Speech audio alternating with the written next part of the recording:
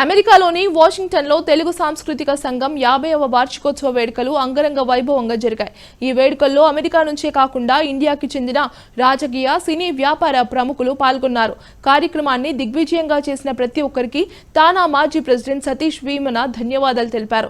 తెలుగు సాంస్కృతిక సంఘం వార్షికోత్సవ వేడుకలపై తానా మాజీ ప్రెసిడెంట్ సతీష్ వేమనతో మా యుఎస్ఏ ప్రతినిధి Rajasekhar Basvaraj face to face. TWTCS organisation 50th anniversary సందర్భంగా మనతోటి మాట్లాడడానికి తెలుగుదేశం పార్టీ లీడర్ అలాగే తానా మాజీ అధ్యక్షులు సతీష్ వేమన గారు ఉన్నారు.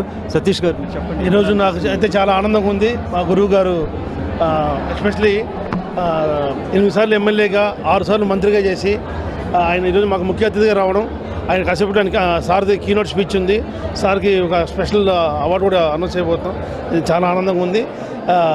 ముఖ్యంగా 40 సంవత్సరాలప్పుడు కోడెలు గారు రావడం, ఈరోజు 50 సంవత్సరాల తర్వాత ఆంధ్రప్రదేశ్ 3వ స్పీకర్గా ఆయన రావడం మాకందరికీ గర్వకారణంగా ఉంది. దీనికి కృషి చేసిన అందరికీ కూడా ధన్యవాదాలు తెలుపుతున్నాను. అట్లాగే దాన్ని మీరు అన్నట్టుగా స్పీకర్ గారు అన్నట్టుగా సంస్థ సస్టైనబిలిటీకి ఏంటంటే డోనర్స్తో పాటు అట్లాగే మీలాంటి లీడర్స్ అవసరం ఎంతో ఉంది. అట్లాగే మీరు ఎంతమంది లీడర్స్ని తయారు చేశారు?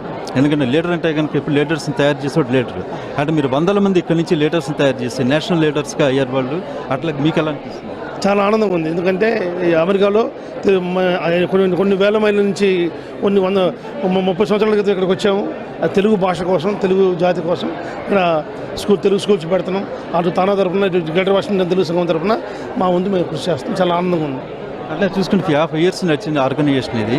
ఇంకా ఇంకా రాబోయే రోజుల్లో ఎటువంటి కార్యక్రమం నిర్వహించబోతుంది అంటే మీరు ఎందుకంటే ఆయనకే one of the backbone for this organisation. Sure. మరి 1977లో తానా పుట్టింది. అది కూడా 2027లో దాని 50th కూడా ఉంది. దాన్ని కూడా ఈ సభా వేదికగా మళ్ళీ మా స్పీకర్ గారిని దానికి కూడా ముఖ్య అతిథిగా రమ్మని చెప్పి పిలుస్తున్నాం. తప్పకుండా అది 2027లో మళ్ళీ వాషింగ్టన్ డీసీలో జరగబోతుంది. తప్పకుండా మా